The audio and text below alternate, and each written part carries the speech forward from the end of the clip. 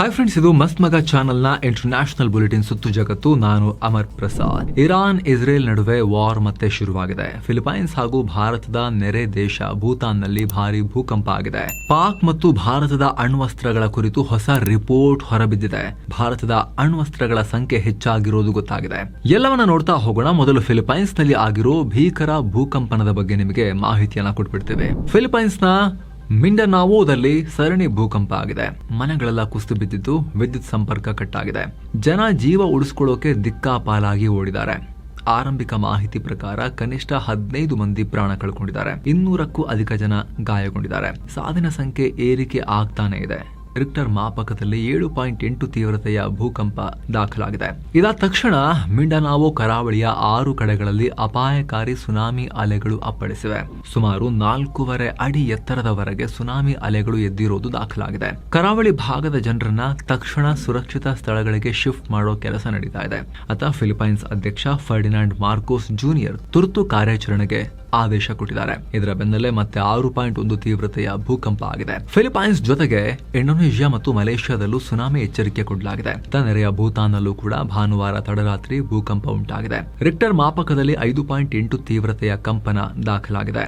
ಭೂಮಿಯ 26 ಕಿಲೋಮೀಟರ್ ಆಳದಲ್ಲಿ ಕಂಪನದ ಕೇಂದ್ರ ಬಿಂದು ಪತ್ತೆಯಾಗಿದೆ.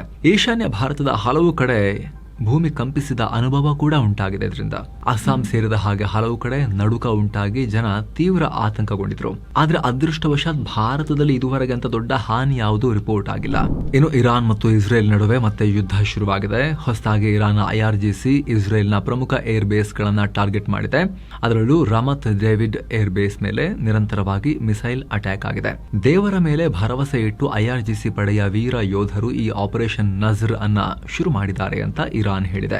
ಅರೇಬಿಕ್ ಭಾಷೆಯಲ್ಲಿ ನಜರ್ ಅಂದ್ರೆ ದೇವರು ಕೊಡೋ ಗೆಲುವು ಅಥವಾ ವಿಕ್ಟರಿ ಅಂತ ಅರ್ಥ.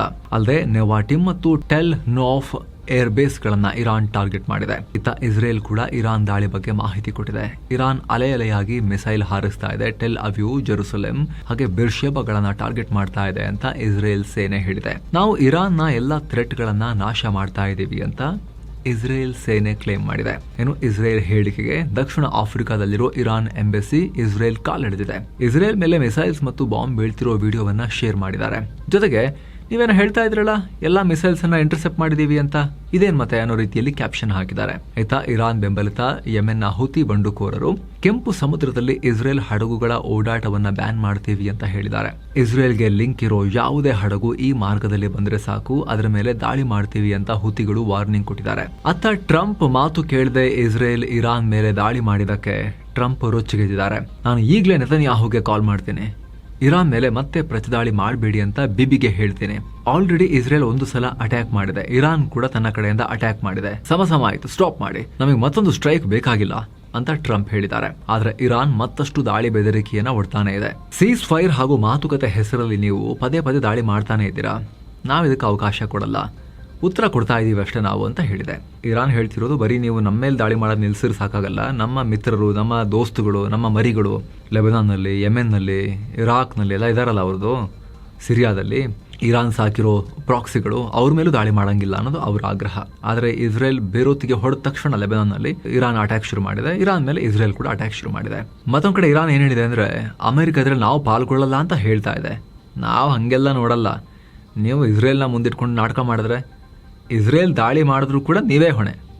ಬರೀ ಇಸ್ರೇಲ್ ಒಂದೇ ದಾಳಿ ಮಾಡಿದ್ರು ನೀವು ಮಾಡಿದಿರಿ ಅಂತ ಅನ್ಕೊಂಡು ನಿಮ್ಮ ಎಲ್ಲಾ ನೆಲೆಗಳನ್ನ ಮಿಡಲ್ ಈಸ್ಟ್ ನಲ್ಲಿ ಟಾರ್ಗೆಟ್ ಮಾಡಿ ಹೊಡಿತೀವಿ ಅಂತ ಹೇಳಿ ಇರಾನ್ ಹೇಳಿದೆ. ಆ ಮೂಲಕ ಅವರು ನಿಮ್ಮ ನೆಲೆಗಳನ್ನು ಬಿಡಲ್ಲ, ನಿಮ್ಮ ಅರಬ್ ಮಿತ್ರರನ್ನು ಬಿಡಲ್ಲ ಅನ್ನೋ ತರದಲ್ಲಿ ಮುಂಚೆ ಲಾಸ್ಟ್ 2 ಮಂತ್ಸ್ ಬಿಫೋರ್ ಯಾವ ರೀತಿ ಸೀನ್ ಇತ್ತೋ ಅದು ಮರುಕಳಿಸೋ ವಾರ್ನಿಂಗ್ ಅನ್ನ ಇರಾನ್ ಕೊಡ್ತಾ ಇದೆ. ಇತ್ತ ಇರಾನ್ ಇಸ್ರೇಲ್ ಗಲಾಟೆ ಮತ್ತೆ ಶುರುವಾಗಿರೋದ್ರಿಂದ ಭಾರತ ಸರ್ಕಾರ ಹೊಸ ಟ್ರಾವೆಲ್ ಅಡ್ವೈಸರಿ ರಿಲೀಸ್ ಮಾಡಿದೆ. ಯಾವುದೇ ಕಾರಣಕ್ಕೂ ಭಾರತೀಯರು ಇರಾನ್ಗೆ ಟ್ರಾವೆಲ್ ಮಾಡಬೇಡಿ ಅಂತ ವಾರ್ನಿಂಗ್ ಕೊಟ್ಟಿದೆ. ಅಷ್ಟು ಮಾತ್ರ ಅಲ್ಲ, ಯಾರೆಲ್ಲ ಭಾರತೀಯರು ಆಲ್ರೆಡಿ ಇರಾನ್ ನಲ್ಲಿ ಇದಿರೋ ಅವರೆಲ್ಲರೂ ಕೂಡ ಕೂಡಲೇ ಇಲ್ಲಿಂದ ಆದಷ್ಟು ಬೇಗ ವಾಪಸ್ ಬನ್ನಿ ಅಂತಲೂ ಭಾರತ ಹೇಳಿದೆ. ಇನ್ನು ಸ್ನೇಹಿತರೆ, 7 ಸೈನ್ಸ್ ಟೂರಿಸಂನವರು ಅಸ್ಸಾಂನಲ್ಲಿರೋ ಕಾಮಾಖ್ಯ ಶಕ್ತಿಪೀಠ, ಬ್ರಹ್ಮಪುತ್ರ ನದಿ, ಉಮಾನಂದ ದೇಗುಲ, ವಸಿಷ್ಠ ಆಶ್ರಮ, ಇಲ್ಲೆಲ್ಲ ನೋಡಿ, ಇಲ್ಲಿ ಎಲ್ಲ ಪ್ಲೇಸಸ್ ಇದೆ. ಇಲ್ಲಿಗೆಲ್ಲ ಒಂದು ಟ್ರಿಪ್ ಇಟ್ಕೊಂಡಿದ್ದಾರೆ.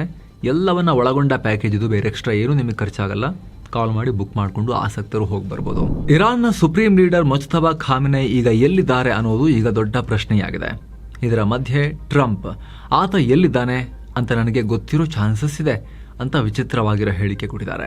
NBC ನ್ಯೂಸ್ನ ಮೀಟ್ ದಿ ಪ್ರೆಸ್ ಪ್ರೋಗ್ರಾಂನಲ್ಲಿ ಈ ತರ ಮಾತನಾಡಿದ್ದಾರೆ. ಖಾಮೆನೈ ಮೂವ್ಮೆಂಟ್ಸ್ ಬಗ್ಗೆ ನಮ್ಮ ಇಂಟೆಲಿಜೆನ್ಸ್ ಟ್ರ್ಯಾಕ್ ಮಾಡ್ತಾ ಇದೆ. ಆತ ಎಲ್ಲಿದ್ದಾನೆ ಅಂತ ನಾನು ಈಗಲೇ ಹೇಳಲ್ಲ ನಿಮಗೆ ಅಂತ ಹೇಳಿದ್ದಾರೆ. ಸೇಮ್ ಟೈಮ್ ಟ್ರಂಪ್ ದೊಡ್ಡ ಎಚ್ಚರಿಕೆಯನ್ನ ಕೂಡ ಕೊಟ್ಟಿದ್ದಾರೆ. ಯಾವುದೇ ಕಾರಣಕ್ಕೂ ಇರಾನ್ ಮೇಲಿನ ನಿರ್ಬಂಧಗಳನ್ನ ಸದ್ಯಕ್ಕೆ ಸಡಿಲಿಕೆ ಮಾಡಲ್ಲ ಅಂತ ಸ್ಪಷ್ಟಪಡಿಸಿದ್ದಾರೆ. ಅಧಿಕೃತ ಒಪ್ಪಂದ ಆದ್ಮೇಲೆ ಮಾತ್ರ ಇರಾನ್ನ ಫ್ರೀಸ್ ಆಗಿರೋ ದುಡ್ಡನ್ನ ವಾಪಸ್ ಕೊಡೋದ್ರ ಬಗ್ಗೆ ನಾವು ಥಿಂಕ್ ಮಾಡ್ತೀವಿ ಅಂತ ಹೇಳಿದ್ದಾರೆ. ಅಲ್ಲದೆ ಇರಾನ್ ಜೊತೆಗಿನ ಒಪ್ಪಂದದಲ್ಲಿ ಲೆಬನಾನ್ ಸೇರಿಸುವುದು ಕಡ್ಡಾಯ ಅಲ್ಲ ಅಂತಲೂ ಟ್ರಂಪ್ ಹೇಳಿದ್ದಾರೆ. ಇರಾನ್ ಯಾವುದೇ ಕಾರಣಕ್ಕೂ ಅಣ್ವಸ್ತ್ರ ತಯಾರಿಸಬಾರದು ಅನ್ನೋದು ನಮ್ಮ ಡಿಮಾಂಡ್. ಮಾತುಕತೆ ಯಶಸ್ವಿ ಆದ್ರೆ ಇರಾನ್ ಜೊತೆ ಸೇರಿ ಯುರೇನಿಯಂ ನಾಶ ಮಾಡ್ತೇವೆ.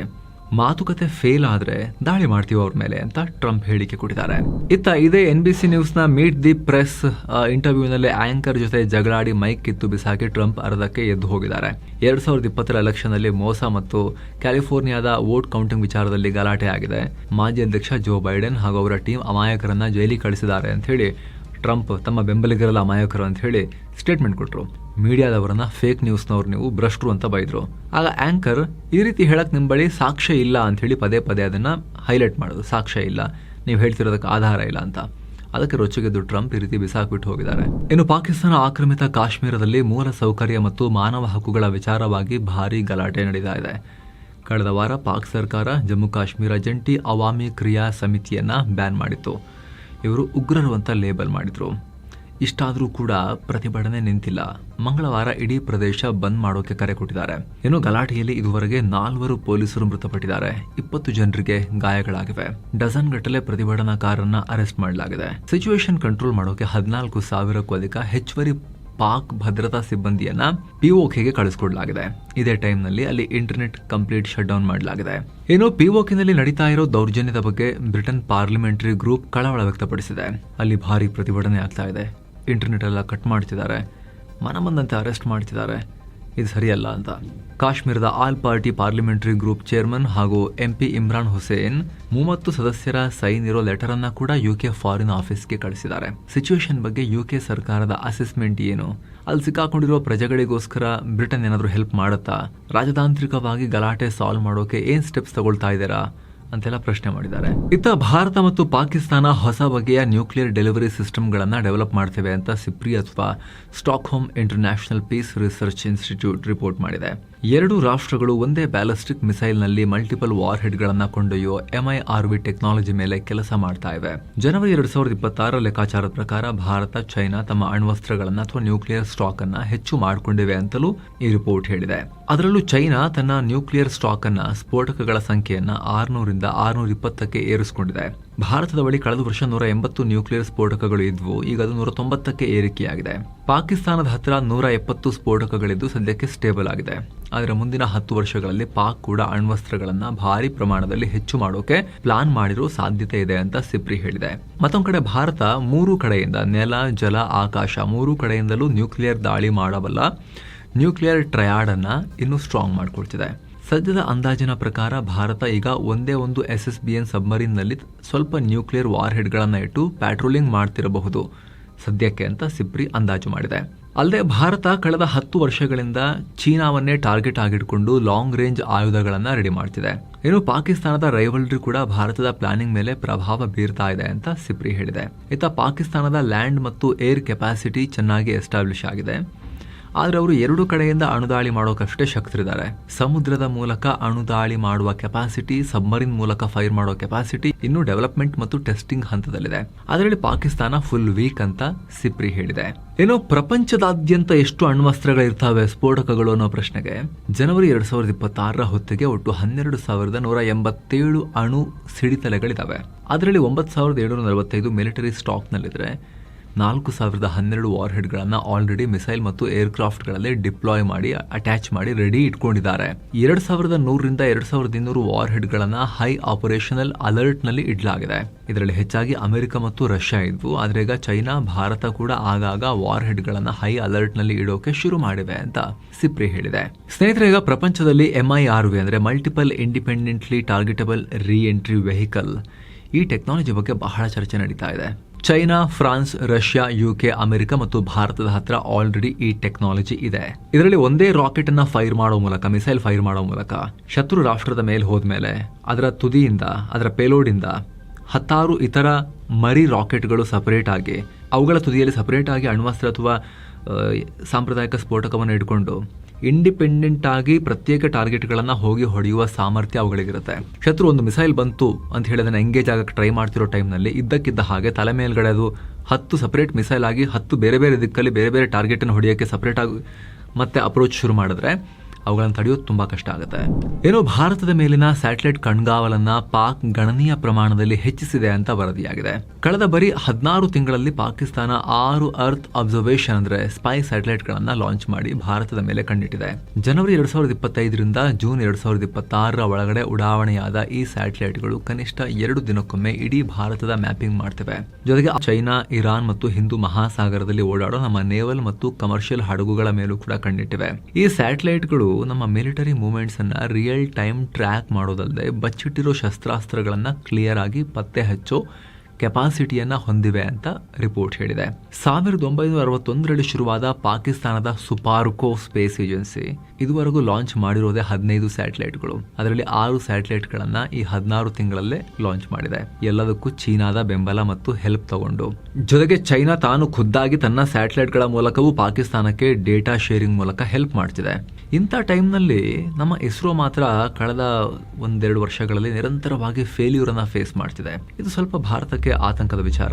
2025-26 ನಡುವೆ ಭಾರತದ 3 ಸ್ಟ್ರಾಟಜಿಕ್ ಸ್ಯಾಟಲೈಟ್ಗಳು ಫೇಲ್ ಆಗಿವೆ. ಜನವರಿಯಲ್ಲಿ ಬಚ್ಚಿಟ್ಟಿರೋ ವೆಪನ್ಸ್ ಪತ್ತೆ ಹಚ್ಚೋ ಇಯೋಸ್ N1 ಅಂದ್ರೆ ಅನ್ವೇಷಾ ಮಿಷನ್ ಫೇಲ್ ಆಯಿತು. ಅದಕ್ಕೂ ಮುಂಚೆ ಹೈ ರೆಸಲ್ಯೂಷನ್ ರೆಡಾರ್ ಇರೋ ಇಯೋಸ್ 09 ಮತ್ತು ನ್ಯಾವಿಗೇಷನ್ ಸ್ಯಾಟಲೈಟ್ NVS 02 ಕೂಡ ಕಕ್ಷೆಗೆ ಸೇರೋಕೆ ಆಗ್ಲಿಲ್ಲ, ಎಲ್ಲ ಫೇಲ್ ಆಗಿತ್ತು. ಹೀಗಾಗಿ ಸ್ವಲ್ಪ ಕಳವಳದ ವಿಚಾರ ಇದು. ಚೈನಾ, ಪಾಕಿಸ್ತಾನ ಒಟ್ಟಾಗಿ ಬೇಗ ಗ್ಯಾಪ್ನ ಫಿಲ್ ಅಪ್ ಮಾಡ್ತಿದ್ದಾರೆ. ಪಾಕಿಸ್ತಾನ ತುಂಬಾ ಹಿಂದಿತ್ತು ನಮಗಿಂತ, ಬೇಗ ಹತ್ರಕ್ಕೆ ಬರಕ್ಕೆ ಟ್ರೈ ಮಾಡ್ತಿದ್ದಾರೆ. ನಮ್ದು ಇಲ್ಲಿ ಫೇಲ್ ಆಗ್ತಿದೆ. ವಾರ್ ಟೈಮ್ನಲ್ಲಿ ಇನ್ಫಾರ್ಮೇಷನ್ ಅನ್ನೋದು ಎಷ್ಟು ಇಂಪಾರ್ಟೆಂಟ್ ಅಂತ ಹೇಳಿ ನಿಮಗೆ ಆಪರೇಷನ್ ಸಿಂಧೂರ್ ಟೈಮ್ನಲ್ಲೇ ಗೊತ್ತಾಗಿದೆ. ಹೀಗಾಗಿ ಶತ್ರುಗಳನ್ನ ಕೌಂಟರ್ ಮಾಡೋಕೆ ನಾವು ಕೂಡ ಬೇಗ ಈ ವಿಚಾರದಲ್ಲಿ ಇರೋ ಮಿಸ್ಟೇಕ್ಸ್ನ ಪತ್ತೆ ಹಚ್ಚಿ ಪಾಕ್ನಿಂದ ಆದಷ್ಟು ನಮ್ಮ ಗ್ಯಾಪ್ ಮುಂದೆ ಇರಬೇಕು, ಅವ್ರು ನಮಗಿಂತ ಬಹಳ ಹಿಂದೆ ಇರಬೇಕು ರೇಸಲ್ಲಿ. ಆ ರೀತಿ ನಾವು ನೋಡ್ಕೋಬೇಕು. ಚೈನಾ ಅವ್ರ ಜೊತೆಗಿದ್ದಾರೆ, ನಾವೇನ್ ಮಾಡೋಕ್ಕಾಗಲ್ಲ ಅಂತ ನಾವು ಮೈ ಮರೆಯಂಗಿಲ್ಲ. ಏನೋ ಗ್ರೀನ್ಲ್ಯಾಂಡ್ ಮತ್ತು ಕೆನಡಾ ಬಳಿಕ ಟ್ರಂಪ್ ಕಣ್ಣು ಚಾಗೋಸ್ ದ್ವೀಪಗಳ ಮೇಲೆ ಬಿದ್ದಿದೆ. ಬ್ರಿಟನ್ ಕಂಟ್ರೋಲ್ನಲ್ಲಿರೋ ಈ ದ್ವೀಪಗಳನ್ನು ಖರೀದಿ ಮಾಡೋಕೆ ಟ್ರಂಪ್ ಪ್ಲಾನ್ ಮಾಡಿದ್ದಾರೆ ಅಂತ ದಿ ಟೆಲಿಗ್ರಾಫ್ ಮಾಧ್ಯಮ ರಿಪೋರ್ಟ್ ಮಾಡಿದೆ. ಡಿಯಾಗೋ ಗಾರ್ಷಿಯಾ ಮಿಲಿಟರಿ ಬೇಸ್ ಅನ್ನ ಶಾಶ್ವತವಾಗಿ ಅಮೆರಿಕ ಕಂಟ್ರೋಲ್ ಮಾಡೋ ಉದ್ದೇಶದಿಂದ ಟ್ರಂಪ್ ಈ ನಿರ್ಧಾರ ಮಾಡಿದ್ದಾರೆ ಅಂತ ರಿಪೋರ್ಟ್ ಹೇಳಿದೆ. ಹಿಂದೂ ಮಹಾಸಾಗರದಲ್ಲಿರೋ ಈ ಸೇನಾ ನೆಲೆ ಅಮೆರಿಕದ ಪಾಲಿಗೆ ಇಂಪಾರ್ಟೆಂಟ್. ಸದ್ಯ ಈ ನೆಲೆಯನ್ನ ಬ್ರಿಟನ್ ಹಾಗೂ ಅಮೆರಿಕ ಜಂಟಿಯಾಗಿ ಮೇಂಟೈನ್ ಮಾಡ್ತಿವೆ. 2024ರಲ್ಲಿ ಬ್ರಿಟನ್ ಮತ್ತು ಮಾರಿಷಸ್ ನಡುವೆ ಮಹತ್ವದ ಒಪ್ಪಂದ ಆಗಿತ್ತು. ಅದರಂತೆ ಚಾಗೋಸ್ ದ್ವೀಪಗಳನ್ನ ಮಾರಿಷಸ್ಗೆ ಹಸ್ತಾಂತರಿಸೋಕೆ ಬ್ರಿಟನ್ ಓಕೆ ಮಾಡಿತ್ತು. ಆದ್ರೆ ಡಿಯಾಗೋ ಗಾರ್ಷಿಯಾ ಸೇನಾ ನೆಲೆಯನ್ನ ಮಾತ್ರ 99 ವರ್ಷಗಳ ಕಾಲ ಲೀಸ್ಗೆ ಪಡೆದಿಟ್ಕೊಂಡಿದ್ರು.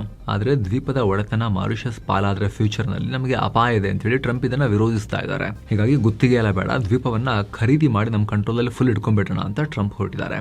ಅಷ್ಟೇ ಅಲ್ಲ, ಟ್ರಂಪ್ ಪ್ರೆಷರ್ ನಿಂದಾಗಿ ಬ್ರಿಟನ್ ಕೂಡ ಈ ಹಸ್ತಾಂತರ ಒಪ್ಪಂದವನ್ನ ಈಗ ಸ್ಟಾಪ್ ಮಾಡಿದ್ದಾರೆ. ಮಾರಿಷಸ್ ಕೊಡೋ ವಿಚಾರದಲ್ಲಿ ನಿಲ್ಲಿಸಿದ್ದಾರೆ. ಏನೋ ಚೀನಾದ ವಿವಿಧೆಡೆ ಭಾರಿ ಮಳೆಯಿಂದಾಗಿ ಪ್ರವಾಹ ಸೃಷ್ಟಿಯಾಗಿದೆ. ಚಾಂಕಿಂಗ್, ಗುಯಿಝೌ ಮತ್ತು ಗುವಾಂಗ್ಸ್ಕಿ ಪ್ರಾಂತ್ಯಗಳಲ್ಲಿ ಮಳೆ ಜೋರಾಗ್ತಿದೆ. ಕೆಲ ಕಡೆ ರಸ್ತೆಗಳಲ್ಲಿ ನಿಂತಿರೋ ವಾಹನಗಳು ಮುಳುಗಡೆಯಾದ ದೃಶ್ಯ ಕಂಡು ಬಂದಿದೆ. ಚೀನಾದ ರಕ್ಷಣಾ ಪಡೆಗಳು ಕಾರ್ಯಾಚರಣೆ ಮಾಡ್ತಿವೆ. ಸಾವಿರಾರು ಜನರನ್ನ ಸ್ಥಳಾಂತರ ಮಾಡಲಾಗಿದೆ. ಇನ್ನು ಡೊಮಿನಿಕನ್ ರಿಪಬ್ಲಿಕ್ ನಲ್ಲಿ ಪ್ರೈವೇಟ್ ಜೆಟ್ ಕ್ರಾಶ್ ಆಗಿದೆ. ಪರಿಣಾಮ ಪೈಲಟ್ ಮತ್ತು ಕೋ ಪೈಲಟ್ ಮೃತಪಟ್ಟಿದ್ದಾರೆ. ಲಾ ರೊಮಾನಾ ಏರ್ಪೋರ್ಟ್ ಬಳಿ ಎಮರ್ಜೆನ್ಸಿ ಲ್ಯಾಂಡಿಂಗ್ ಮಾಡೋಕೆ ಟ್ರೈ ಮಾಡ್ತಿದ್ದಾಗ ಕಂಟ್ರೋಲ್ ತಪ್ಪಿ ವಿಮಾನ ನೆಲಕ್ಕೆ ಅಪ್ಪಳಿಸಿದೆ. ತನಿಖೆ ನಡೀತಾ ಇದೆ. ಇನ್ನು ಮೆಡಿಟರೇನಿಯನ್ ಸಮುದ್ರದಲ್ಲಿ ವಲಸಿಗರ ದೋಣಿ ಮುಳುಗಿ 10 ಜನ ಮೃತಪಟ್ಟಿದ್ದಾರೆ. ಲಿಬಿಯಾದಿಂದ ಇಟಲಿಗೆ ಹೋಗ್ತಾ ಇದ್ರು ಇವರು. ಇಟಲಿ ಹೋಗಿ ಸೇರ್ಕೊಂಡ್ಬೇಡ ಅಂತ ಮಾರ್ಗ ಮಧ್ಯೆ ಮಾಲ್ಟಾ ಬಳಿ ಸಮುದ್ರದಲ್ಲಿ ದೋಣಿ ಮುಳುಗಡೆಯಾಗಿದೆ. ಸುಮಾರು 60 ವಲಸಿಗರು ಟ್ರಾವೆಲ್ ಮಾಡ್ತಾ ಇದ್ರು. ಹೀಗಾಗಿ ಓವರ್ ಲೋಡ್ ನಿಂದ ದುರಂತ ಆಗಿದೆ ಅಂತ ಹೇಳಲಾಗ್ತಿದೆ. ಸೊ ಫ್ರೆಂಡ್ಸ್, ಇದಾಗಿತ್ತು ಇವತ್ತಿನ ಜಗತ್ತಿನ ಸುತ್ತಾಟ. ಸ್ನೇಹಿತರೆ, ಕಡೆದಾಗಿ ನಿಮ್ಮಲ್ಲಿ ಒಂದು ಮನವಿ. ಆಸಕ್ತ ವೀಕ್ಷಕರು ವಿಡಿಯೋ ಕೆಳಗಿರೋ ಜಾಯಿನ್ ಬಟನ್ ಮೂಲಕ ಮಸ್ತ್ ಮಗ ಚಾನಲ್ಗೆ ಮೆಂಬರ್ಸ್ ಆಗಿ ಜಾಯಿನ್ ಆಗಿ ಅಂತ. Thank you so much. ಮತ್ತೆ ಭೇಟಿ ಆಗ್ತಿರೋಣ. ನಮಸ್ಕಾರ.